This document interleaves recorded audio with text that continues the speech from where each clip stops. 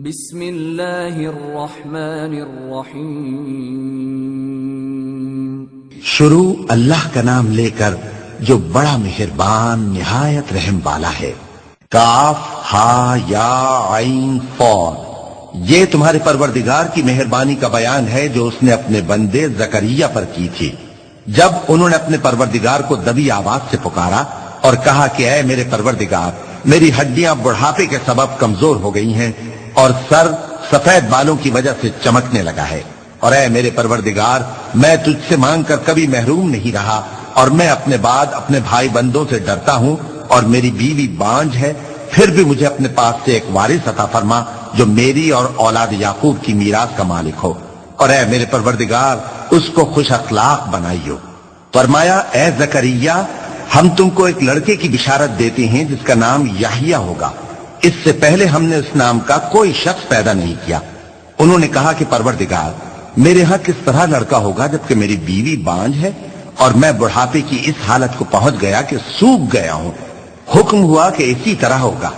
تمہارے پروردگار نے فرمایا ہے کہ مجھے یہ آسان ہے اور میں پہلے تم کو بھی تو پیدا کر چکا ہوں اور تم کچھ چیز نہ تھے۔ کہا کہ پروردگار، میرے لیے کوئی نشانی مقرر فرما۔ فرمایا نشانی یہ ہے کہ تم صحیح و سالم ہوتے ہوئے 3 رات دن لوگوں سے بات نہ کر سکو گے۔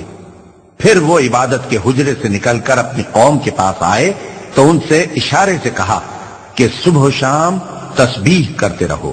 فرمایا اے یحییٰ، ہماری کتاب کو مضبوطی سے تھامے رہو، اور ہم نے ان کو لڑکپن ہی میں دانائی عطا فرمائی تھی اور اپنے پاس سے شفقت اور پاکیزگی دی تھی، اور وہ پرہیزگار تھے اور وہ اپنے ماں باپ کے ساتھ نیکی کرنے والے تھے اور سرکش اور نافرمان نہیں تھے۔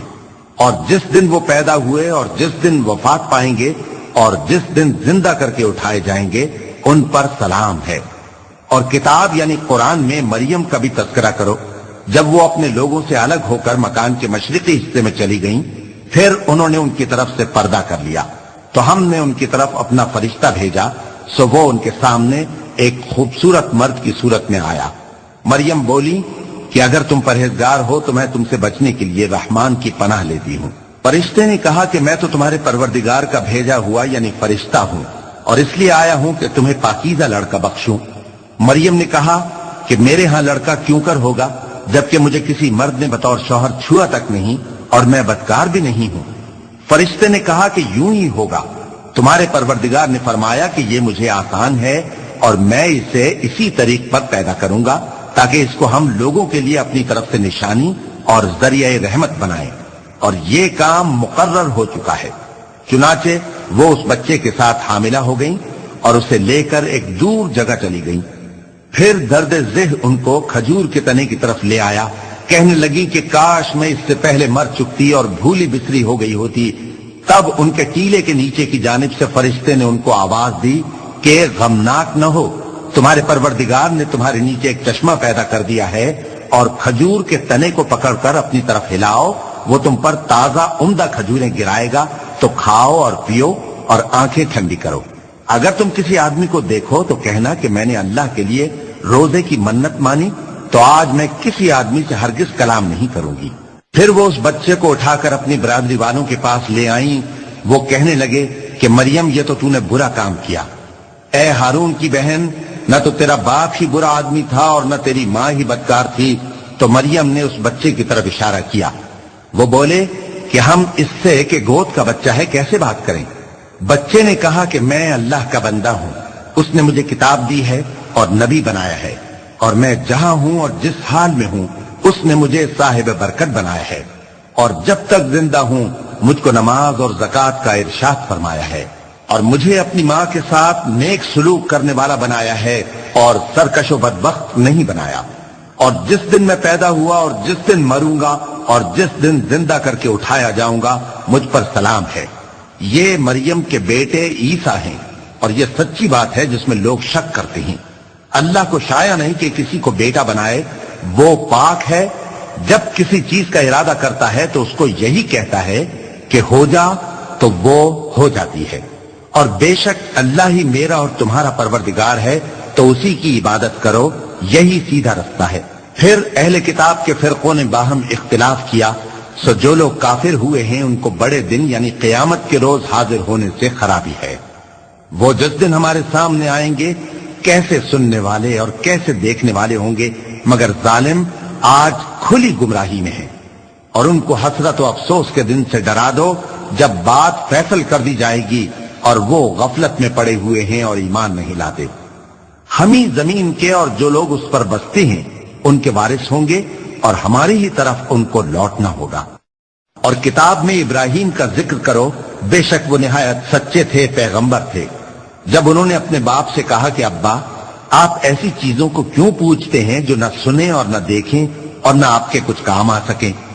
ابا مجھے ایسا علم ملا ہے جو آپ کو نہیں ملا، تو میرے ساتھ ہو جائیے، میں آپ کو سیدھی راہ پر لے چلوں گا۔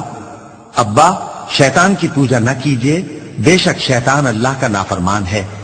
ابا مجھے ڈر لگتا ہے کہ آپ کو اللہ کا عذاب آ پکڑے تو آپ شیطان کے ساتھ ہی ہو جائیں۔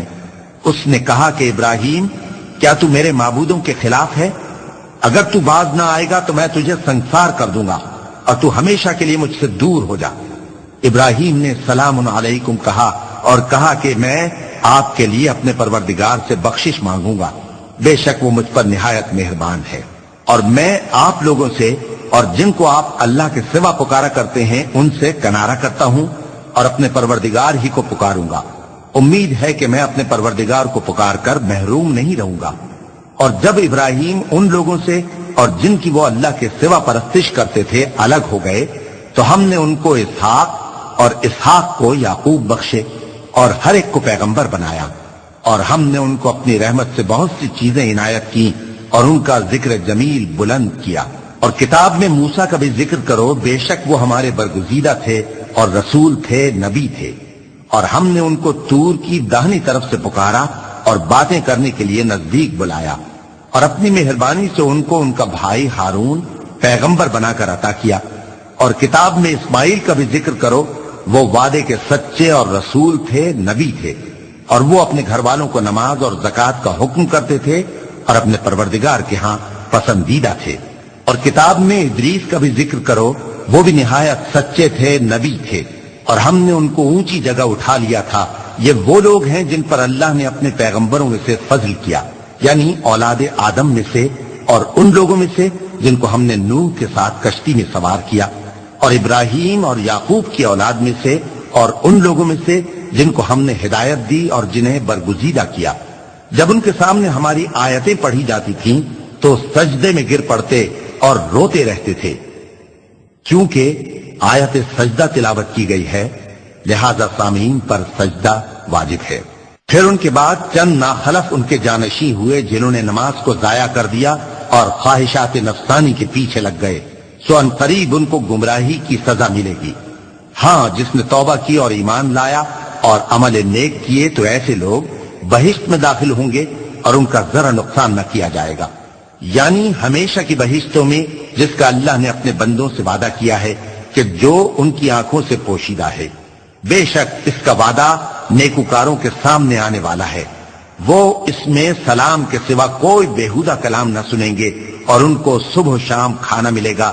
یہی وہ جنت ہے جس کا ہم اپنے بندوں میں سے ایسے شخص کو مالک بنائیں گے جو پرہیزگار ہوگا۔ اور فرشتوں نے پیغمبر کو جواب دیا کہ ہم تمہارے پروردگار کے حکم کے سوا اتر نہیں سکتے، جو کچھ ہمارے آگے ہے اور جو پیچھے ہے اور جو اس کے درمیان ہے سب اسی کا ہے، اور تمہارا پروردگار بھولنے والا نہیں، یعنی آسمان اور زمین کا اور جو ان دونوں کے درمیان ہے سب کا پروردگار، تو اسی کی عبادت کرو اور اس کی عبادت پر ثابت قدم رہو۔ بھلا تم کوئی اس کا ہم نام جانتے ہو؟ اور کافر انسان کہتا ہے کہ جب میں مر جاؤں گا تو کیا زندہ کر کے نکالا جاؤں گا؟ کیا ایسا انسان یاد نہیں کرتا کہ ہم نے اس کو پہلے بھی تو پیدا کیا تھا جبکہ وہ کچھ بھی چیز نہ تھا؟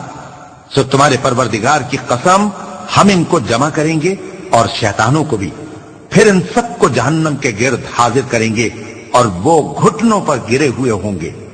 پھر ہر گروہ میں سے ہم ایسے لوگوں کو کھینچ نکالیں گے جو رحمان کے مقابلے میں سخت سرکشی کرتے تھے، پھر ہم ان لوگوں سے خوب واقف ہیں جو اس میں داخل ہونے کے زیادہ لائق ہیں، اور تم میں سے کوئی شخص نہیں مگر اسے اس پر گزرنا ہوگا، یہ تمہارے پروردگار پر لازم ہے، مقرر ہے۔ پھر ہم پرہیزگاروں کو نجات دیں گے اور ظالموں کو اس میں گھٹنوں کے بل پڑا ہوا چھوڑ دیں گے۔ اور جب ان لوگوں کے سامنے ہماری آیتیں پڑھی جاتی ہیں تو جو کافر ہیں وہ مومنوں سے کہتے ہیں کہ دونوں فریق میں سے مکان کس کے اچھے اور مجلسیں کس کی بہتر ہیں، اور ہم نے ان سے پہلے بہت سی امتیں ہلاک کر دیں، وہ لوگ ان سے ٹھاٹ باٹ اور نمود و نمائش میں کہیں اچھے تھے۔ کہہ دو کہ جو شخص گمراہی میں پڑا ہوا ہے رحمان اس کو آہستہ آہستہ مہلت دیا جاتا ہے، یہاں تک کہ جب اس چیز کو دیکھ لیں گے جس کا ان سے وعدہ کیا جاتا ہے، خواہ عذاب اور خواہ قیامت، تو اس وقت جان لیں گے کہ مکان کس کا برا ہے اور لشکر کس کا کمزور ہے۔ اور جو لوگ ہدایت یاب ہیں اللہ ان کو زیادہ ہدایت دیتا ہے، اور نیکیاں جو باقی رہنے والی ہیں وہ تمہارے پروردگار کے ہاں صلے کے لحاظ سے خوب اور انجام کے اعتبار سے بہتر ہیں۔ بھلا تم نے اس شخص کو دیکھا جس نے ہماری آیتوں سے کفر کیا اور کہنے لگا کہ اگر میں اثر نو زندہ ہوا بھی تو یہی مال اور اولاد مجھے وہاں ملے گا؟ کیا اس نے غیب کی خبر پالی ہے یا اللہ کے یہاں سے عہد لے لیا ہے؟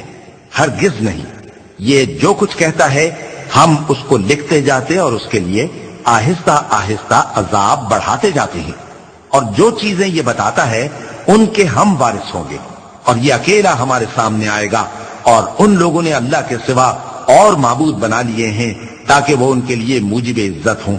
ہرگز نہیں، وہ معبود ان کی پرستش سے انکار کریں گے اور ان کے دشمنوں مخالف ہوں گے۔ کیا تم نے نہیں دیکھا کہ ہم نے شیطانوں کو کافروں پر چھوڑ رکھا ہے کہ وہ ان کو خوب اکساتے رہتے ہیں؟